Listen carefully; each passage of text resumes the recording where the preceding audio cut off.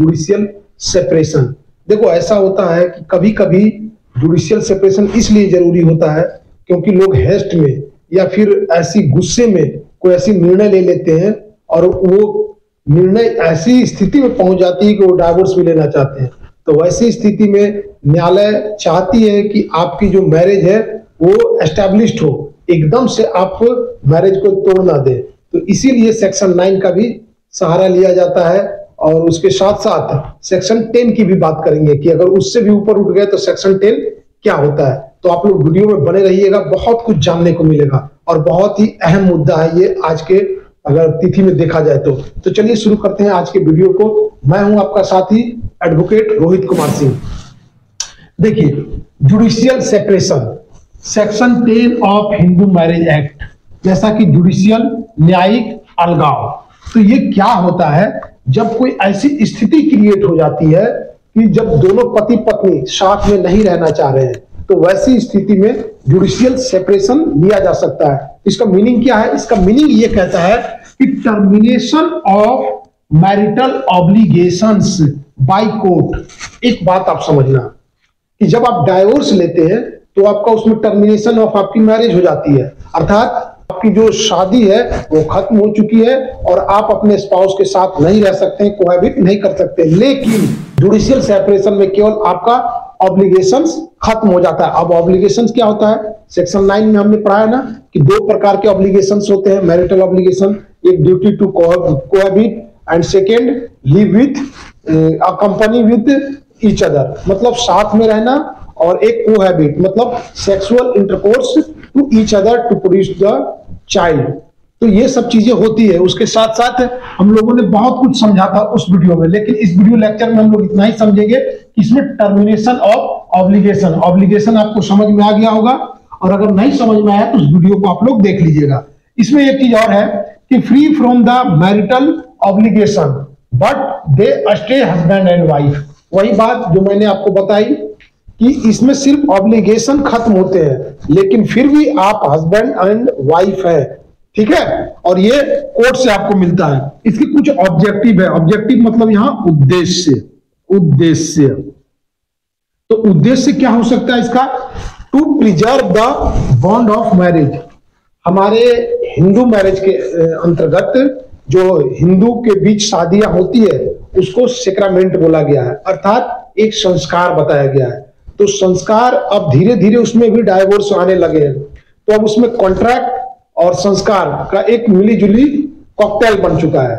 तो इसी लेकर के कोर्ट कभी नहीं चाहती है कि आपका मैरिज टूट जाए। होता क्या है कि अभी अभी शादी हुई 1 साल 2 साल 3 साल और हम एक दूसरे को समझते नहीं है और पहुंच जाते हैं डाइवोर्स के लिए। तो वैसी स्थिति में कोर्ट चाहती है कि आप पहले एक दूसरे को समझे, कुछ समय दे, और अगर आप लोगों को एक दूसरे के साथ नहीं रहना है तो कुछ दिन के लिए आप जुडिशियल सेपरेशन के द्वारा अलग रहे।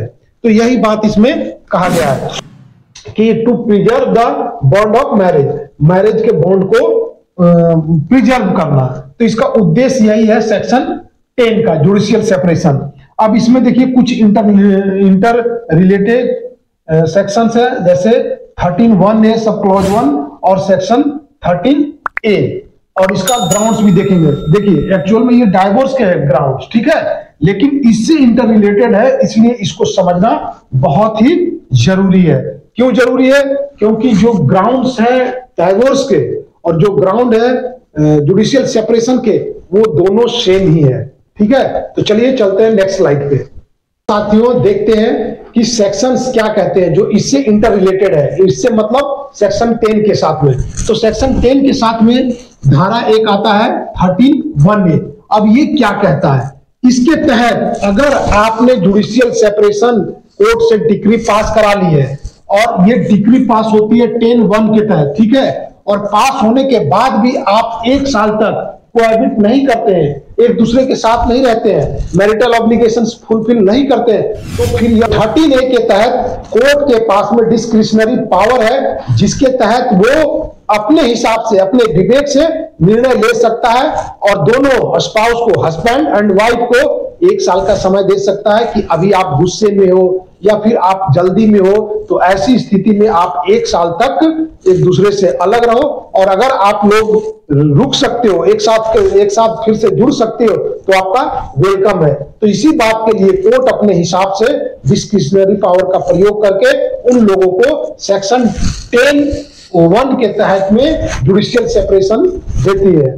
तो वैसे स्थिति में आप जब 1 साल भी पूरा कर लेते हैं और फिर साथ में नहीं रहते हैं, तो फिर यह लागू हो जाता है। तो इसीलिए 13A का प्रयोग कोर्ट करती है। तो ये कुछ सेक्शन थे जो इससे इंटर रिलेटेड है। अब मैं आपको बताऊं कि इसमें कुछ ग्राउंड्स आते हैं। तो इसमें जो ग्राउंड्स है वही ग्राउंड डाइवोर्स के लिए भी है। तो इसको बेहतरीन तरीके से समझते हैं हम लोग। पहला है अडल्ट्री, कुल 8 है, मैं लिख रखा हूं, इसमें कुल 8 ग्राउंड है। और जब मैं डाइवोर्स पढ़ाऊंगा तो इसमें पूरा व्याख्या भी दूंगा आपको।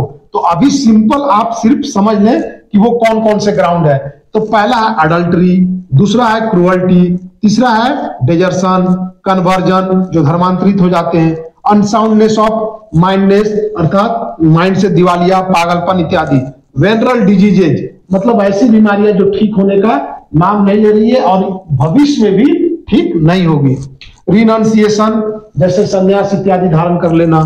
फिर है प्रीजम्ड डेड मतलब ऐसा मान लेना कि उनकी मृत्यु हो चुकी है और वो अब इस धरती पे नहीं है, जैसे 7 साल से ऊपर हो गया हो फिर भी उनकी कोई खोज खबर ना हो। नेक्स्ट है non resumption of cohabitation for 1 year और मोर आफ्टर जुडिशियल सेपरेशन। जो मैं ये धारा बताया वही चीज इसमें लिखी हुई है 13A के तहत में कि अगर 1 साल पूरा हो गया हो जुडिशियल सेपरेशन लिए हुए और फिर भी वो कोहैबिट नहीं करते तो वैसी स्थिति में आप डाइवोर्स के लिए जा सकते हैं। Non resumption of conjugal rights, conjugal right मैंने सेक्शन 9 में आप लोगों को बताया। तो अगर उसका भी 1 साल हो गया है तो भी आप डाइवोर्स के लिए जा सकते हैं। और ये दो जो बातें हैं, ठीक है, इन दोनों में कॉमन है किसके लिए, तो ये स्पाउस के लिए अर्थात पति और पत्नी के लिए ये ग्राउंड दोनों के लिए है। लेकिन अगर बात करें कि इधर की जो ये बातें लिखी है मैंने 4, तो केवल और केवल ये पत्नियों के लिए है, वाइफ्स के लिए। अब इसमें क्या क्या आता है उसको देखते हैं। पहला है प्री एक्ट बाइगेमी मतलब ये अगर वो बाइगेमी में है या फिर बाद में भी बाइगेमी में है तो वैसी स्थिति में अगर वाइफ चाहे तो जुडिशियल सेपरेशन में जा सकती है। सेकंड है रेप, सेडोमी और बेस्टियलिटी ऐसी स्थिति में भी। और non resumption of cohabitation after 125 CRPC मतलब जो मेंटेनेंस मिलता है उसके बाद भी अगर वो कोहैबिट नहीं करते हैं तो फिर डाइवोर्स के लिए आगे बढ़ सकते हैं। और फोर्थ वन है कि ऑप्शन ऑफ पॉवर्टी, महिलाओं की शादी कभी कभी 15 वर्ष तक में कर दी जाती है। तो अगर उनकी एज कम रही हो और उनकी शादी कर दी गई हो और जब वो एक सर्टेन एज में आते हैं 18+ होते हैं और उन्हें समझ बढ़ता है तो वो ऐसी स्थिति में जुडिशियल सेपरेशन में जा सकते हैं। और अगर उन्हें लगे फिर कि हम मैरिज को फिर से रिकंसिलिएट करें तो वैसी स्थिति में फिर वो शादी को मतलब साथ रह सकते हैं। तो यही सब ये धाराएं, ये ग्राउंड्स कहते हैं। अब आगे हम लोग देखेंगे कि इसका इफेक्ट क्या पड़ता है और दोनों चीजों को हम लोग समझने की कोशिश करेंगे, डाइवोर्स में और जुडिशियल सेपरेशन में क्या फर्क आता है। तो आप लोग वीडियो में बने रहिएगा। और अगर अभी तक आपने चैनल को सब्सक्राइब नहीं किया है तो सब्सक्राइब कर लें और बेल आइकन बटन को हिट कर दें और अच्छे अच्छे कमेंट भी दें और अपने दोस्तों, साथियों और परिवार तक शेयर भी वीडियो को करें। उनको भी नए नए जानकारियां मिलती रहेगी, उनकी भी नॉलेज बढ़ती रहेगी। अब आगे बढ़ते हैं फिर इसके नेक्स्ट पॉइंट अर्थात इसके इफेक्ट क्या होंगे, प्रभाव क्या होगा। इसमें 4 बातें हमने लिख रखी है, ठीक है। तो पहला है parties not bound to live together and cohabit मतलब जुडिशियल सेपरेशन मिलने के बाद आपके पास में ये दबाव नहीं है कि आपको साथ में रहना है और कोहैबिट करना है। तो आप इससे आजाद हो जाते हैं मतलब केवल ऑब्लिगेशन से, जो मैरिटल ऑब्लिगेशन से। सेकेंड बात आती है कि मैरिज स्टिल सब्सिस्ट, आपकी शादी टर्मिनेट नहीं होती है, आपकी शादी यथावत रहती है और आप पति पत्नी रहते हैं, बस आप साथ में नहीं रहते हैं और कोहैबिट नहीं कर सकते हैं। तीसरी बात आती है कि parties free to resume cohabitation and live together, अगर पार्टी चाहे स्पाउस चाहे तो एक दूसरे के साथ में खुशी पूर्वक रह सकता है, रह सकती है और कोहैबिट कर सकता है। अब नेक्स्ट आती है कि if cohabitation not resumed for 1 year or more, ground for divorce 13(1)(a) clause sub clause 1, जो मैंने पहले आपको बताया। तो ये 4 बातें आती हैं जो इफेक्ट पड़ता है after the passing of judicial separation by the court. Court will pass the judicial separation under section 10(1). अब अगर बात करें कि 10(2) सब क्लॉज 2 के तहत, तो कोर्ट में आप क्या कर सकते हैं। सपोज करो कि अब आप साथ में रहने लगे, कि parties are free to live or cohabit to each other after the passing of judicial separation. तो वैसी स्थिति में आप क्या करेंगे, आपके मन में इच्छा होगी कि अब ये जुडिशियल सेपरेशन जो मिला है उसको कैंसिल कर दे, और कोर्ट भी यही चाह रही थी, इसीलिए कोर्ट ने आपको डाइवोर्स नहीं दिया और 13(a) के तहत उन्होंने क्या किया, केवल जुडिशियल सेपरेशन पास कर दी कि अब ये लोग हेस्ट में है, गुस्से में है। जब इनकी गुस्सा ठंडा होगी, हेस्ट से जब बाहर निकलेंगे जल्दी पना से और ये चीजों को समझेंगे और इन्हें रियलाइज होगा, पछतावा होगा, तो फिर से ये एक साथ में रहने लगेंगे। तो इसीलिए कोर्ट यहाँ पर आपको डाइवोर्स नहीं दे करके जुडिशियल सेपरेशन देती है। तो आप अगर साथ फिर रहने लगे तो कोर्ट में आप एक पिटीशन डालेंगे, फिर किस बात के लिए, आइदर पार्टी कोई भी सर्व कर सकता है petition for the cancellation of judicial separation under section 10 sub clause 2। तो इसके तहत एक दोनों का सहमति से एक कोर्ट में एक पिटीशन जाता है, उसके तहत आप डिमांड करते हैं कि हमारे जुडिशियल सेपरेशन को कैंसिल कर दिया जाए। अगर कोर्ट को लगता है ऐसा कि जो आपने बातें रखी हैं वो सही है, यथावत है, तो कोर्ट इस बिना पे या जो जुडिशियल सेपरेशन है उसको कैंसिल कर देती है।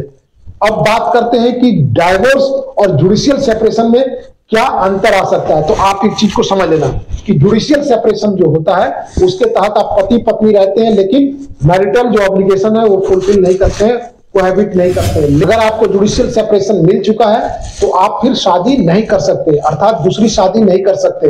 लेकिन अगर डाइवोर्स हो गया है तो वहां पर टर्मिनेट हो गई आपकी मैरिज और आप दूसरी शादी कर सकते हैं। तो ये कुछ अंतर है। अच्छा, एक बात और कि अगर आपकी डाइवोर्स हो गई है तो वहां पर भी पॉसिबिलिटी नहीं है कि आप मैरिज को कैंसिल करा सके, अर्थात डाइवोर्स को कैंसिल करा सके और जुडिशियल सेपरेशन में जैसे साथ में रहा जाता है वैसे रह सकते हैं। तो वहां पर पॉसिबिलिटी नहीं है। अगर वहां पर आपको फिर साथ में रहना है डाइवोर्स के बाद तो आपको फिर से मैरिज करना होगा, अर्थात रीमैरिज करना होगा अपने स्पाउस के साथ में। तो ये कुछ अंतर है डाइवोर्स और जुडिशियल सेपरेशन के साथ में।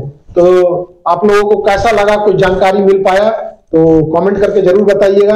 और फिर मैं नेक्स्ट वीडियो में हाजिर होऊंगा इसी हिंदू मैरिज एक्ट के तहत, और आने वाला समय में सारे विषयों पे कोशिश करूंगा कि धीरे धीरे आपके नॉलेज को इनहांस कर लूं। और अगर आप लोगों को कोर्ट से जुड़ी हुई कोई भी चीज, अगर आप कोडरमा के आसपास रहते हैं और कुछ जानकारी चाहिए तो बेहिचक आप कंसल्ट कर सकते हैं। फिर मिलते हैं नए वीडियो में, तब तक के लिए जय हिंद।